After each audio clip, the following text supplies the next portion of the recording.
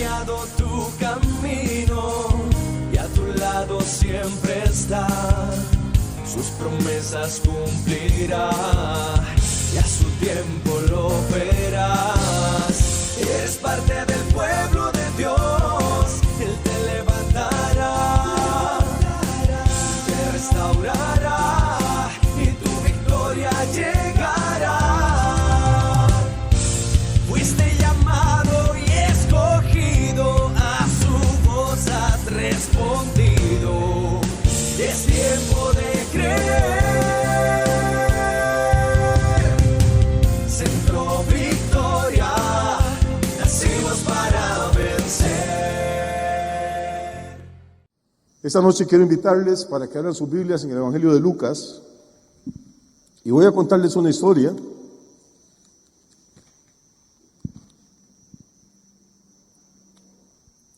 que no es nada original. La primera vez que la contaron hace 2000 años y la contó el mejor maestro que ha existido, que se llama Jesús de Nazaret. Pero es una historia que es impactante, que tiene un valor eterno, como todo lo que enseñó Jesús. Porque tiene que ver con el destino del ser humano. Tiene que ver con esa pregunta que se hacen los hombres desde hace milenios.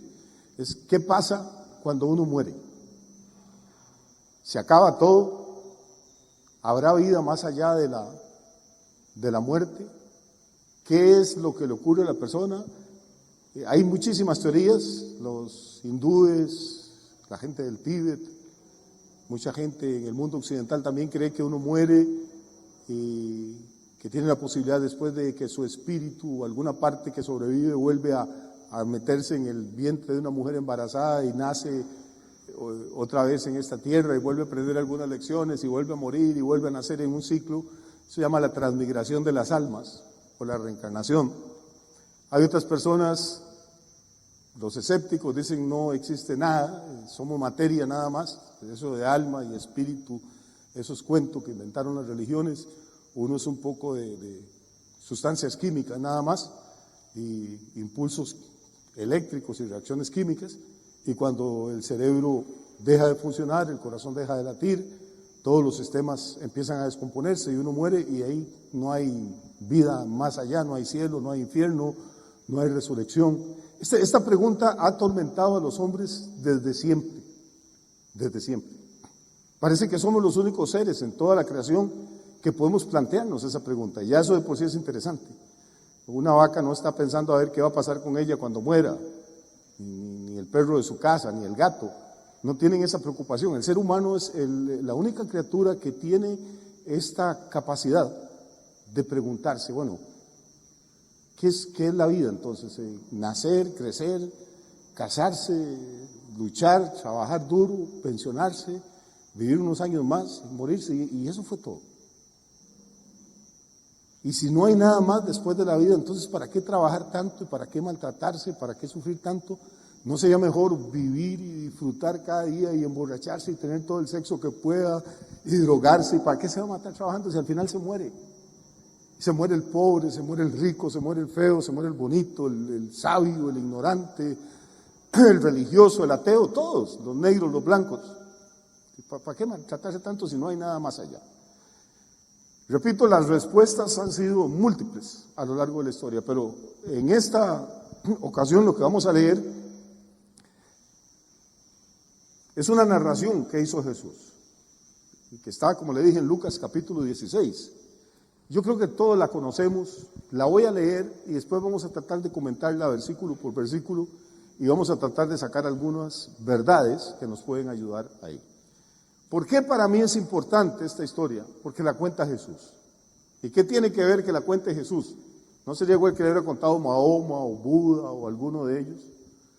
Bueno, para mí la importancia que tiene que sea Jesús el que la cuente es que mi fe me dice a mí que Jesús es la única persona que ha estado vivo, murió, resucitó y está vivo todavía. O sea, que es la única persona que ha ido al otro lado y ha vuelto para contárnoslo. Yo sé que hay millones de personas que creen en el espiritismo y creen que se comunican con el espíritu de la abuela y de la tatarabuela. Otros creen en la reencarnación, otros creen que no hay nada. O sea, hay teorías para todos los gustos. Y probablemente todas son muy respetables, hay que respetar lo que las personas creen. Pero en mi caso, para mí lo que tiene validez es lo que enseña Jesús. No solo porque soy cristiano, sino porque la Biblia me dice a mí que Jesús estuvo muerto y resucitó. Y él mismo se define así en el libro de Apocalipsis. Dice, yo soy el que vive y estuve muerto. Entonces la única persona que ha cruzado al otro lado del velo y que ha vuelto para decirnos algo, se llama Jesús.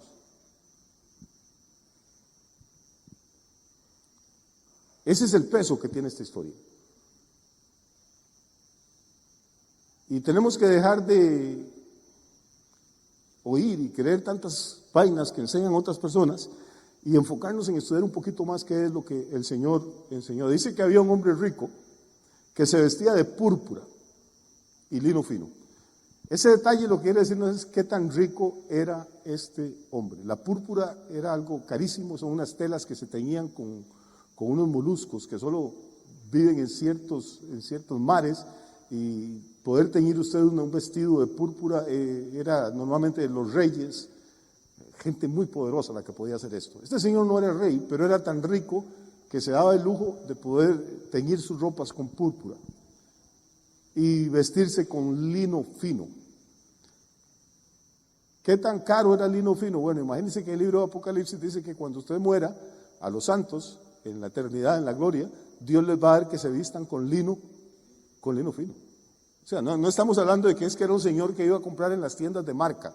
Estamos hablando de un hombre que podía darse lujos que eran inimaginables para otras personas. Entonces este hombre era rico y Jesús nos da esos dos detalles para aclararnos qué tan rico era. Se vestía de púrpura, de lino fino y hacía cada día, ¿qué?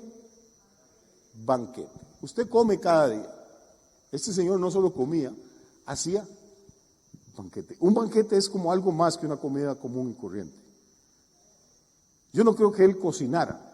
Supongo que tenía cocineras, que tenía empleados, que tenía criados o esclavos. Usted no sirve un banquete en vasos desechables y en platos de plástico. Imagino que tenía una vajilla finísima, que tenía gente a cargo de eso, que tenía cocinas espectaculares, una despensa increíble, una cava, una bodega de vinos, marca registrada. O sea, era un hombre que no solo vestía como un rey, comía como un rey. ¿Cada cuánto comía? ¿Cada cuánto hacía banquete? Todos los días. Uno, que gracias a Dios más o menos vive bien, de vez en cuando puede ir a comer a un restaurante. Entonces, si usted empieza a comer en cualquier restaurante, por más de mala muerte que sea, todos los días, pues va a terminar con un problema financiero. Este señor ni siquiera necesitaba restaurantes, él tenía su propio restaurante gourmet, él tenía lo mejor de comer, de beber, de vestir. Entonces era rico y no hacía cualquier clase de banquetes, sino que hacía banquetes con... ¿Qué quiere decir esplendidez? Pienso en lo mejor, pienso en abundancia. Diríamos en Costa Rica, no había miseria. O sea, lo que quería comer, los invitados que él llevaba, comían y comían bien. Este es el primer personaje de esta historia que cuenta Jesús.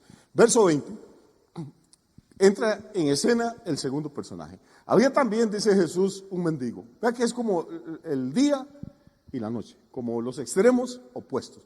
Desde que le dice primero un hombre rico y luego dice, había también un mendigo llamado Lázaro. Este es un detalle interesante. Porque a los testigos de Jehová no les gusta esta historia. ¿Por qué no les gusta? Porque ahora vamos a ver que contradice las doctrinas de ellos.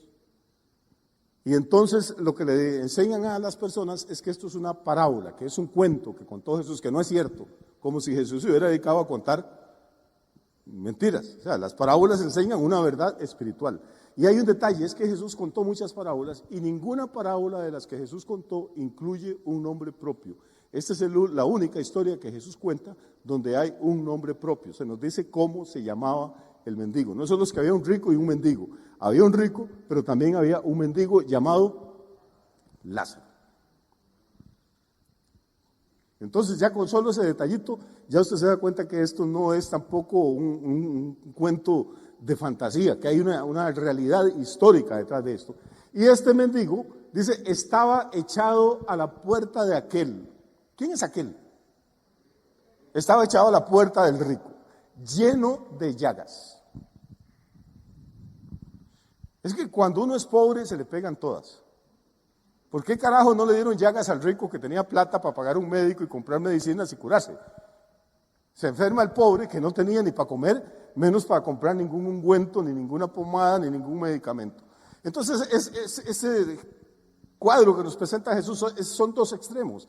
Un hombre rico, súper bien vestido, que hace banquete todos los días y es un banquete espléndido, y a la puerta de su casa hay un hombre, un mendigo que se llama Lázaro, que está enfermo.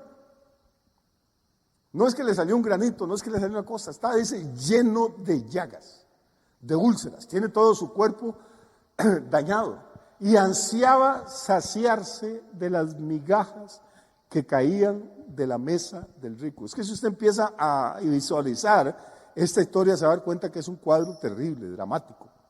Desde la puerta de la casa del rico, el mendigo le llegaba el olor a la comida, le llegaba el olor a carne, le llegaba el olor a pollo, le llegaba el olor a aquellos platos exquisitos que estaban comiendo adentro, y podía ver. Cuando alguien se comía un muslo de pollo, le pegaba un mordisco y tiraba al suelo el hueso, y él deseaba que alguien lo invitara a pasar para recoger los huesos, para recoger las migajas de pan, las cosas que la gente iba tirando. Y en lugar de migajas, lo que llegaba eran los perros del barrio a chuparle las llagas. Es un cuadro espantoso. Usted tiene que pensar, aquí adentro hay 15, 20 o 30 personas comiendo opíparamente, comiendo a dos cachetes, comiendo los mejores platos, súper bien vestidos, bien perfumados, y afuera hay un hombre repugnante, vestido con harapos, lleno de llagas, y un poco de perros callejeros ahí chupándole las llagas. Si eso no lo conmueve a uno, es porque no está entendiendo el texto, ni está entendiendo lo que Jesús quiere contarnos. Yo creo que la primera ley que yo veo aquí es que la vida es injusta. Cuando uno es adolescente, uno tiene la idea de que el mundo va a ser un lugar justo, de que hay que luchar por la justicia y quiere cambiar el mundo y quiere criticar a los papás y cambiar la sociedad. Cuando usted se va haciendo un poco viejo, se va a dar cuenta que no importa quién gobierne, no importa qué ocurra, la vida nunca es justa. ¿Por qué nacen niños discapacitados? ¿Por qué hay accidentes? ¿Por qué se muere la gente buena y un montón de sinvergüenzas siguen viviendo? ¿Por qué hay, según la FAO en esta noche, hay 500 millones de personas en este mundo que se están acostando con hambre? Hay 500 millones de personas que viven o tienen que vivir con un ingreso de $1.90. La definición de pobreza es esta, imagínense. Si usted recibe solo $1.90 por día, lo califican como pobre. Si recibe $2 o más, ya no lo califican como pobre. $2 al día son $60 de ingreso por mes. $60 de ingreso por mes son 40,000 colones por mes. ¿Quién va a vivir y va a mantener a una familia con 40,000 colones por mes? Y mientras tanto usted ve que la gente llena los restaurantes en un país como Costa Rica, que no es muy rico, y dejan la mitad de la comida en el plato, dejan medio bistec porque no les cupo, dejan las pastas porque la salsa les cayó mal, y simplemente todos esos platos de comida los agarran y los tiran a la basura. Todos los días se tiran a la basura toneladas y toneladas de carne, de verduras, de huevos, de comida preparada que la gente no se come. Mientras tanto hay 500 millones de personas que se acuestan con hambre. O sea, el mundo no es un lugar justo. Eso es lo primero que uno tiene que aprender si va a crecer y va a madurar. Y hay que luchar para tratar de cambiar eso, pero no se engañe, no hay justicia. ¿Por qué uno tenía tantísimo y el otro no tenía nada? Yo no sé. Pero creo que es la primera cosa que debería llamarnos la atención. Vamos a pasar un poquito al versículo 22. Y aconteció, y aquí viene la muerte, que es lo único verdaderamente democrático que hay en el mundo. Aconteció que murió el mendigo. ¿Usted cree que murió en la UCI? ¿Cree que murió rodeado de enfermeras y paramédicos y doctores y estetoscopios en una cama limpia y que le habían lavado y desinfectado? No, murió en la calle, como los perros que le chupaban las llagas. Murió el mendigo. No hubo funeral, nadie fue al entierro, eso los agarran y los tiran en la fosa común, en el hueco de los pobres. le echan un poco de tierra y cal encima, ahí no hay lápida, nadie sabe quién era el papá ni la mamá, no hubo ramos de flores, no hubo corona, no hubo carroza, no hubo absolutamente nada. Se murió el mendigo y es como si no hubiera pasado nunca por este planeta, como si no hubiera existido, ni un recuerdo. No dice que tuviera esposa, no dice que tuviera hijos. Murió el mendigo. Lo que le pasa a todo el mundo, lo que le pasa a millones y millones de personas todos los años. Se murió. Pero aquí viene la parte interesante. Porque recuerden, el que está contando esto es Jesús. Dice, aconteció que murió el mendigo. ¿Y qué? Y fue llevado por los ángeles. Vamos a ir despacio.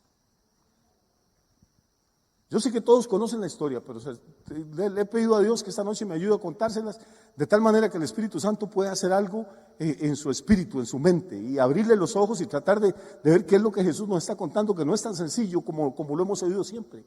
Aconteció que murió el mendigo, que no era nadie, socialmente, ni económicamente, ni políticamente, que nadie fue a su entierro, pero dice, vinieron los ángeles para llevarlo. Mi pregunta es esta, ¿para llevar qué?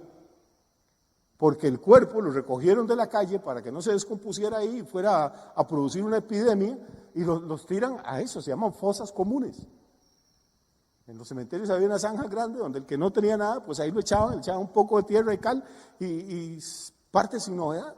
Pero aquí ocurre algo, el cuerpo lo tiran a una zanja. ¿Qué fue? Que vinieron los ángeles y con palas y sachos y escarbaron la zanja y se llevaron el cadáver lleno de llagas al cielo en una marcha triunfal. No, mi hermano. No es eso lo que Jesús está diciendo. Dice, aconteció, por favor, voy despacio porque es importante que esto quede claro. Aconteció que murió ¿quién? El mendigo, ¿y qué? ¿Fue llevado quién? ¿Pero quién fue llevado? ¿Quién fue llevado por ángeles al seno de Abraham? ¿Perdón?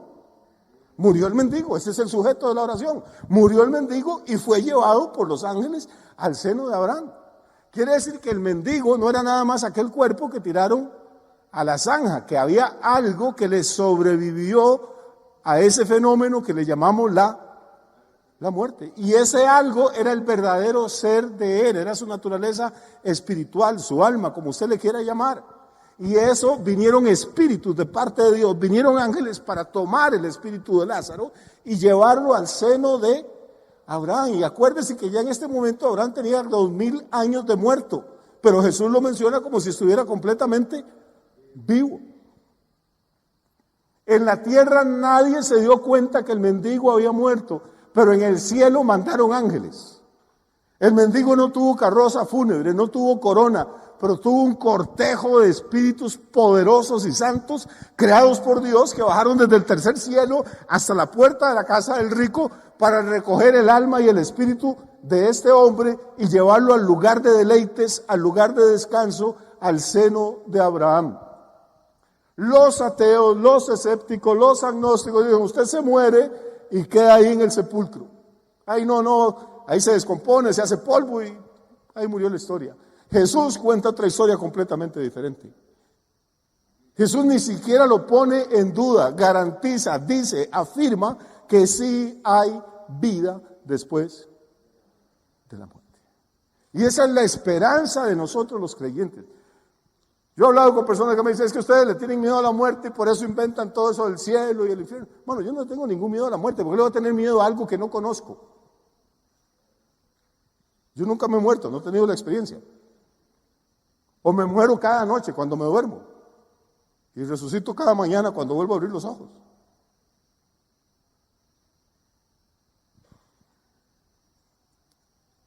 Si uno viviera 20, 40, 60 o 100 años y se muere y no hay nada más, ¿qué perdimos?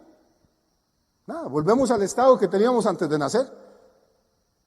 ¿Por qué vamos a tener miedo?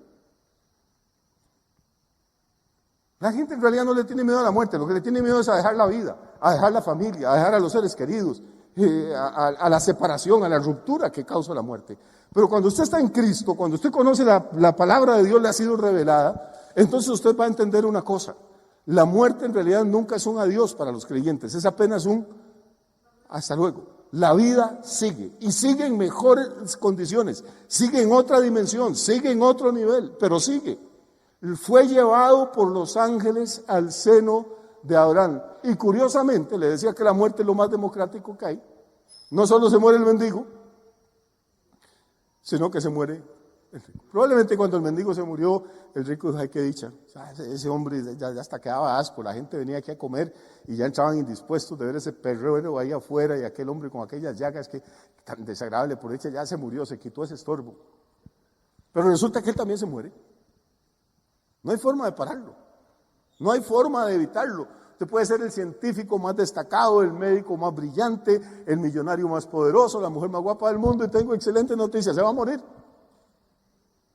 Repito, creo que es lo único que es verdaderamente democrático en este planeta, es eso, que todo el mundo se muere. Ese es el consuelo que nos queda. Diría mi abuela, mal de muchos, consuelo de tontos.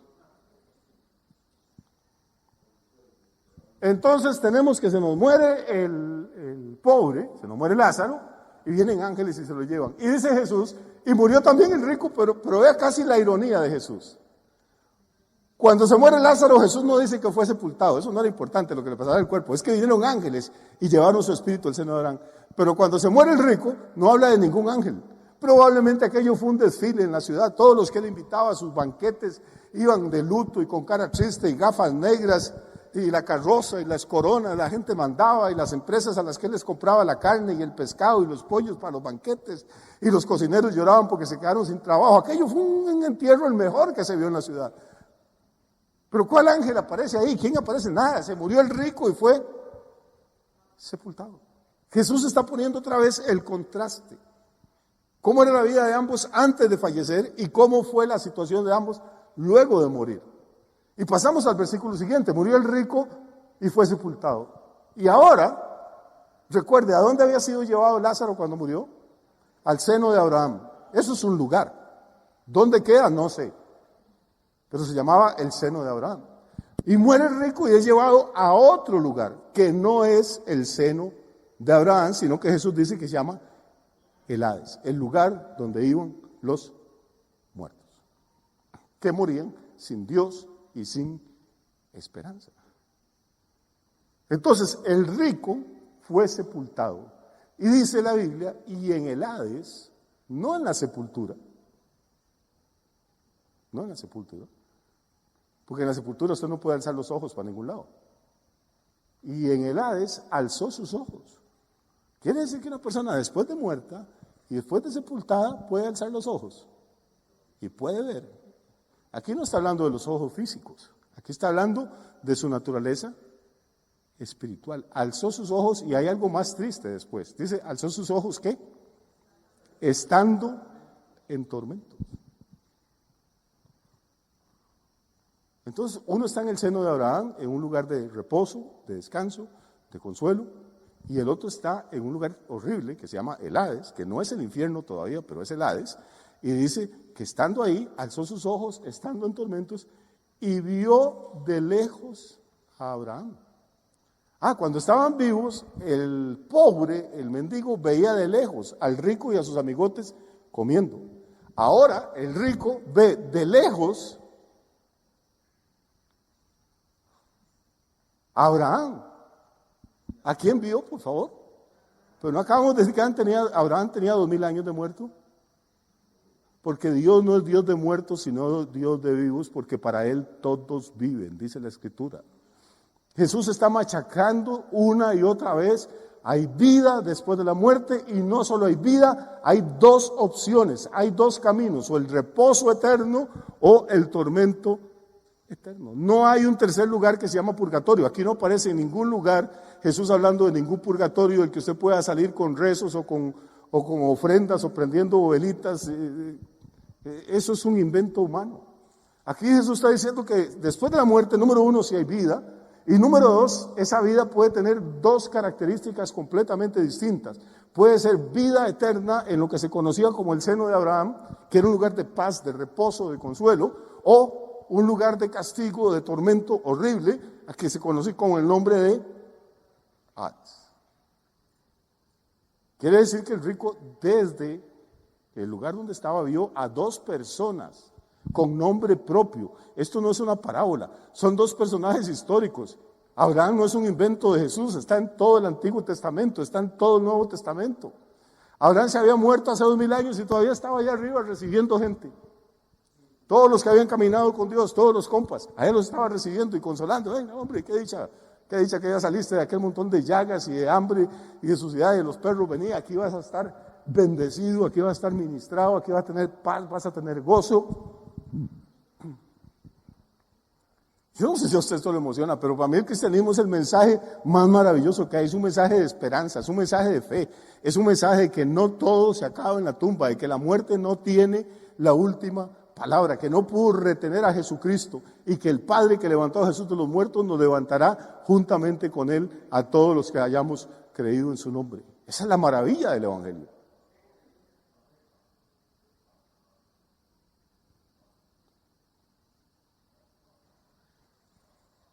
Y vamos a seguir un poquito.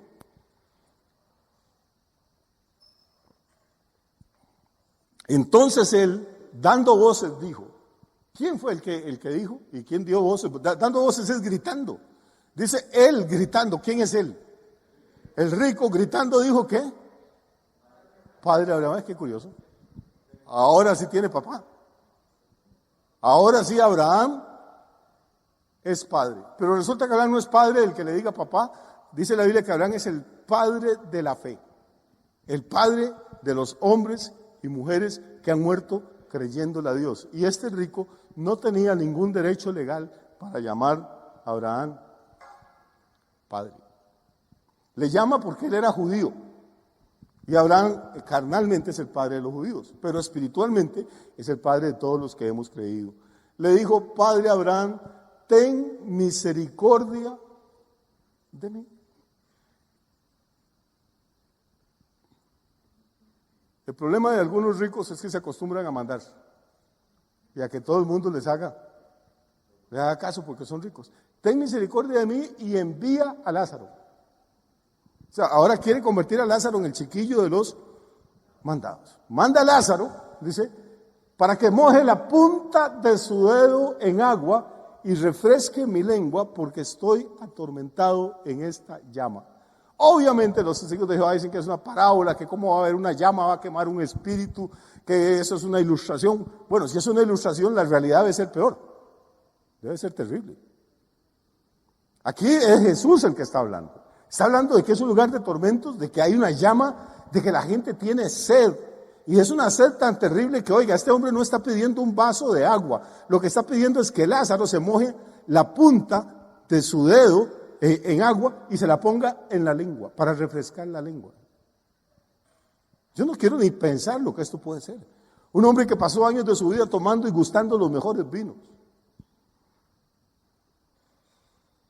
¿Qué daría por una botella de vino, por una copa de vino, por un vaso de agua?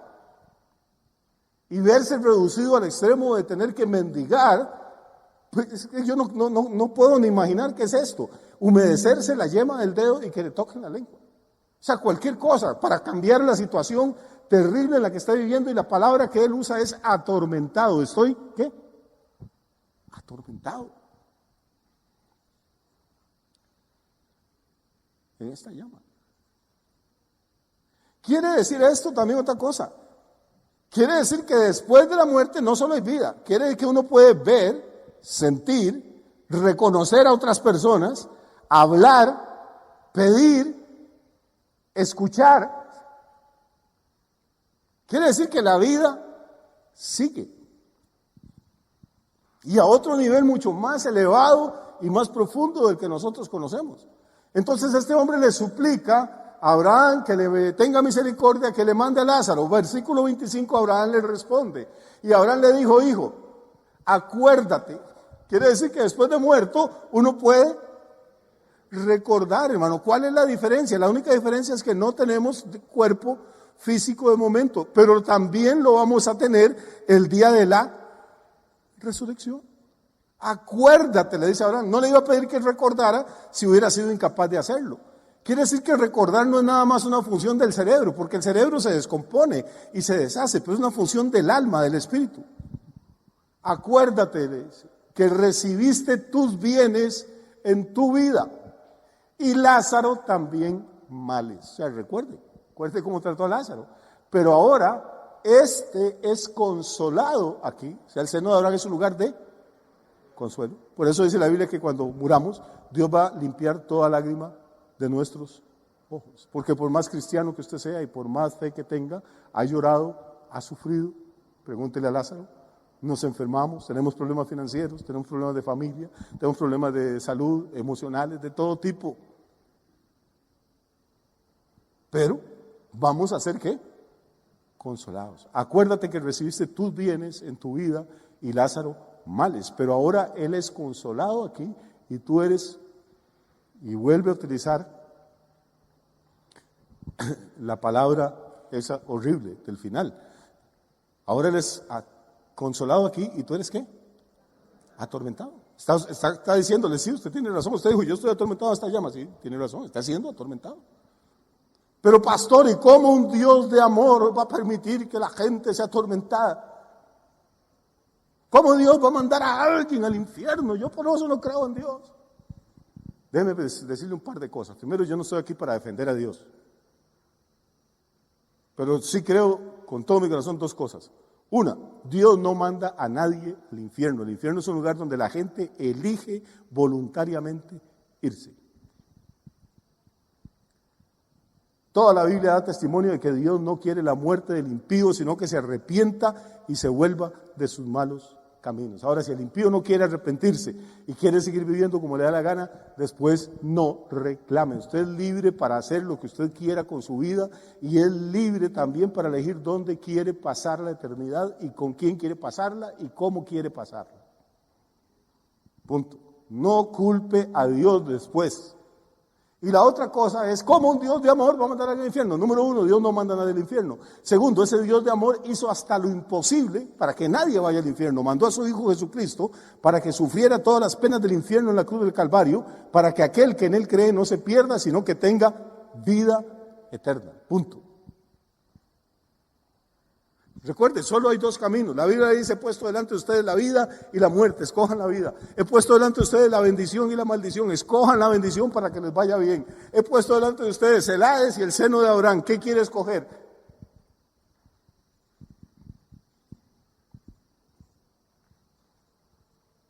Pero la lección sigue. Dice, además de todo esto, continúa explicándole a Abraham, a nuestro amigo, además de todo esto, una gran cima está puesta entre nosotros. Vean qué bonito. Nosotros, o sea, los que estamos aquí en el seno de Abraham, y vosotros, o sea, ustedes, los que quedaron allá. De manera que los que quisieren pasar de aquí a vosotros no pueden, ni de allá pasar acá. Voy, despacio, dejemos el texto ahí. Cima está escrito con S. Si estuviera con C, sería cima, como la cumbre de una montaña. Pero cuando cima está con S, es lo inverso, es lo contrario a una cumbre, es un abismo. O sea, hay un abismo que nos separa. Hay un puente que no existe.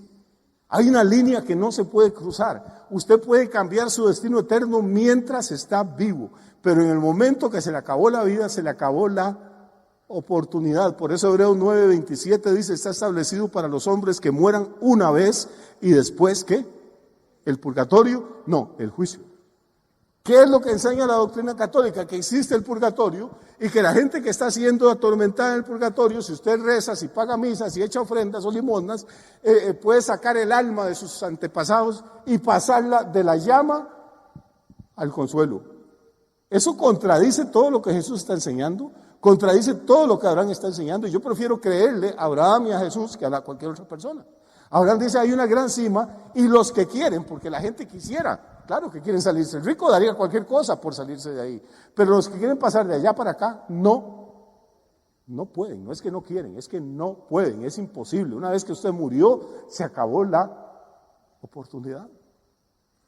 Por eso la Biblia dice que es mejor un perro vivo que un león muerto. Porque cuando muere el hombre, muere su esperanza, muere su oportunidad. Si la gente entendiera lo frágil que es la vida y la tremenda responsabilidad, si aquí exageremos, uno va a vivir 90, 95, pero ya pulseando las 100 años. Eso es todo. Compare eso con una eternidad que ni siquiera nos cabe en la cabeza. Y se nos da todos estos años, todo este periodo, se nos da para que tomemos la decisión correcta. Al final no importa tanto, se habla mucho de sanidad divina y de milagros y de echar fuera demonios y de prosperidad. En las iglesias se habla de todo, pero al final lo único que va a contar es dónde vamos a pasar la eternidad. ¿Qué decisión tomamos? Imagínense cómo se pudo sentir ese rico cuando dio esa respuesta tajante. Yo creo que es una respuesta compasiva. Vea cómo empieza Abraham a contestarle, le dice: hijo, o sea, yo quisiera ayudarte, Abraham es una buena persona, quisiera, pues es que no se puede, no hay forma. No le está diciendo rico, maldito, ahora sí, no. Él no se goza en el sufrimiento de la otra persona, quisiera ayudarlo, pero no puedo. No es que no queremos, es que no podemos. ¿Cómo puede sentirse el rico cuando oye eso? Cuando dice, bueno, es que entonces ya no hay más esperanza. Se despierta la realidad de que nunca más va a poder salir de ahí, que nunca más va a poder cambiar su estado. Entonces en el verso 27, entonces le dijo: te ruego pues, padre, le dice otra vez, que le envíes a la casa de mi padre. Vea que usa 2 veces la palabra padre. Le dice padre a Abraham en el sentido de que Abraham es su antepasado, la raíz de su genealogía. Pero también este rico, pues era hijo de alguien, y su papá es probable que todavía estuviera vivo, el viejito. Le dice: te ruego pues, padre, que envíes a Lázaro a la casa de mi padre, porque tengo 5 hermanos. ¿Para qué? Para que Lázaro les testifique, a fin de que no vengan ellos también a este lugar de tormento. Probablemente esos 5 hermanos eran parte de los invitados en los banquetes diarios que hacía el rico. Eran su familia, él los quiere, se preocupó por ellos, seguro les regalaba buena ropa, los invitaba a comer también con los amigos. Y ahora, ya que nadie puede hacer nada por él, él quisiera hacer algo por aquellos 5 hermanos. En las comilonas y en las borracheras que tenían, nunca se acordaron de Dios, nunca se acordaron de la eternidad, nunca se acordaron de decir: oye, voy a llevarme medio pollo, un cuarto de pollo y lo dar a aquel pobre hombre que está tirado ahí. Ellos no tenían tiempo para eso, la vida era muy bonita, tenían todas las comodidades. ¿Qué van a estar pensando en un perdedor como Lázaro? Pero ahora el rico ocupa a Lázaro. Primero, como no pueden mandárselo con el dedo húmedo para que le refresque la lengua, entonces dice: bueno, mándelo de mensajero a la casa de mi papá, para que le testifique a mis 5 hermanos. ¿Para qué? Para que ellos ya yo no tengo oportunidad de ser rico, pero mis 5 hermanos están vivos, ellos todavía pueden. Hermano, ¿cuánta gente se habrá reído de Cristo, de la Biblia, de la iglesia, del evangelio? Y esta noche están en un lugar terrible diciendo: ¿cómo hago para decirle a mi mamá? ¿Cómo hago para decirle a mis hijos que esto es real? Que lo que Cristo dijo es verdad, que no hay salida si uno no se arrepiente y se convierte mientras está vivo. Que alguien vaya, que alguien les habla. De pronto el infierno se vuelve un lugar de carga evangelística. Si nosotros entendiéramos este texto, hermano, óigame, si lo entendiéramos, si lo creyéramos, no se nos pasaría un día sin hablarle de Cristo y de la salvación a alguien. No se nos pasaría un día sin hablarle a un vecino, a un amigo, decirle: mira, acompáñame a la iglesia. No, que se van a reír de mí, que me van a insultar, no importa, háblele a otro, no, que también, háblele a 20, quizá el 21 es el que va a aceptar, y solo eso ya hizo que su vida valiera la pena. ¿Usted cree que cuando los pastores le decimos a la gente que hay que evangelizar y ganar almas, invitar gente, es para ver la iglesia llena, para satisfacer nuestro ego, para que suban las ofrendas o los diezmos? Hermano, eso es basura. Es porque los que estamos tratando son con personas eternas. Y la única oportunidad, el único chance, los años que nos queden de vida aquí en la tierra, es la única oportunidad que Dios nos da de poder cambiar el destino eterno de alguien. Usted va a las iglesias y todo el mundo dice que cree en Cristo, en el cielo, en el infierno, en la resurrección, pero nadie evangeliza, nadie habla de Cristo, nadie se esfuerza por ganar almas.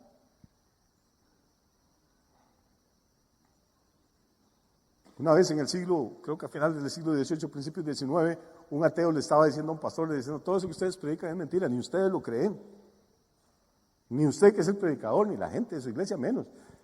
Y el pastor: ¿por qué me dice eso usted? Usted no conoce mi corazón. Dicen los que no necesito conocer su corazón. Si ustedes creyeran que hay un infierno eterno, ustedes no podrían dormir en paz. Tendrían que estar tocándole la puerta a toda la gente, tendrían que estar avisando, tendrían que estar advirtiendo. Ustedes van una vez a la semana a la iglesia de ustedes y se sienten buenos y después se olvidan de cielos y de infiernos y de todo lo demás.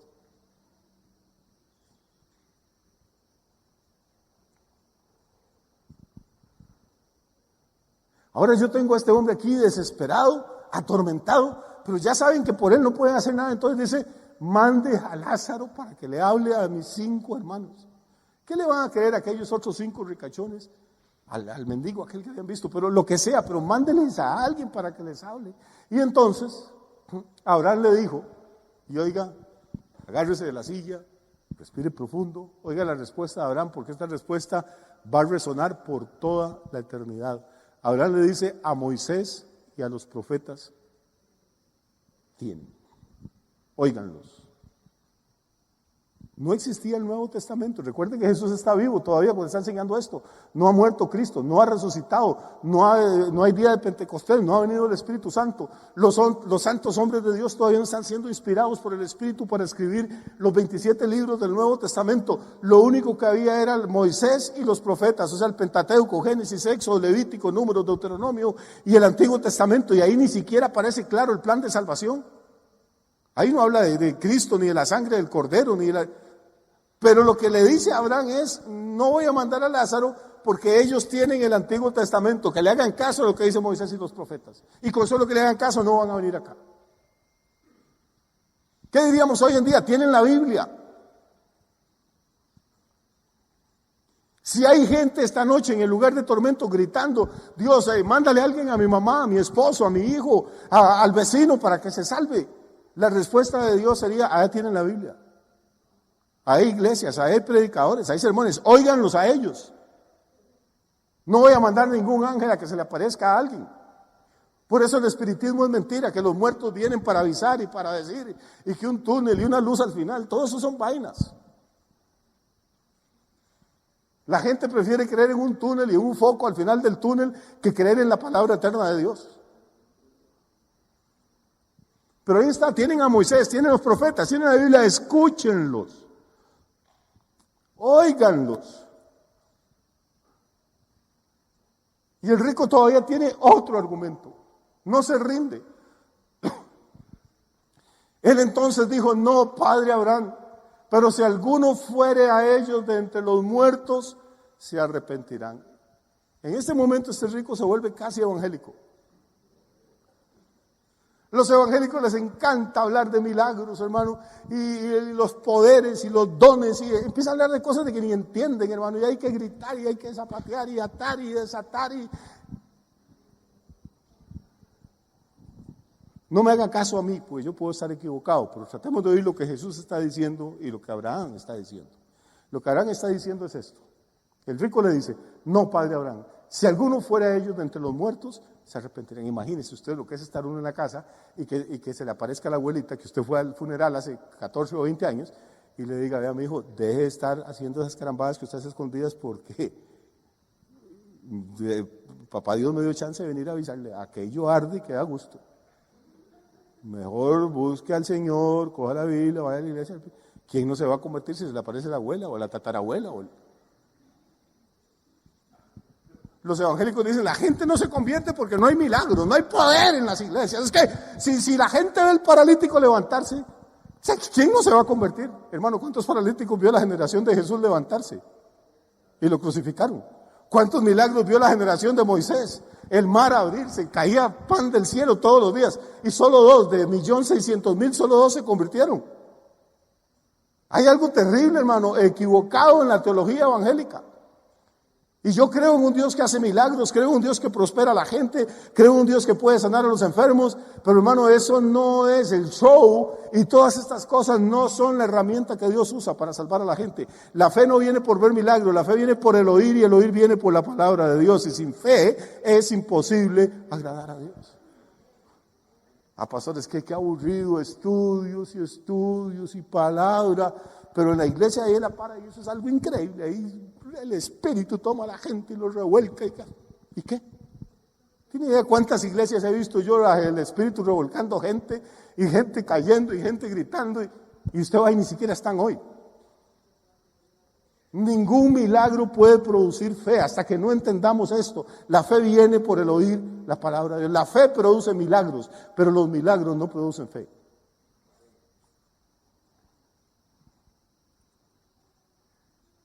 A Moisés y a los profetas tienen.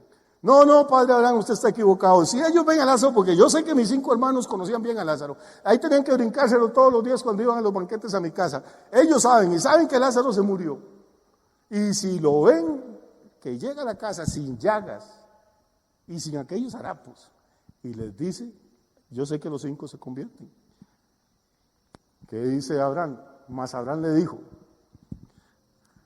si no oyen a Moisés y a los profetas, tampoco se persuadirán, aunque alguno se levante de entre los muertos. No me crea a mí, créale a Moisés, créale a Jesús.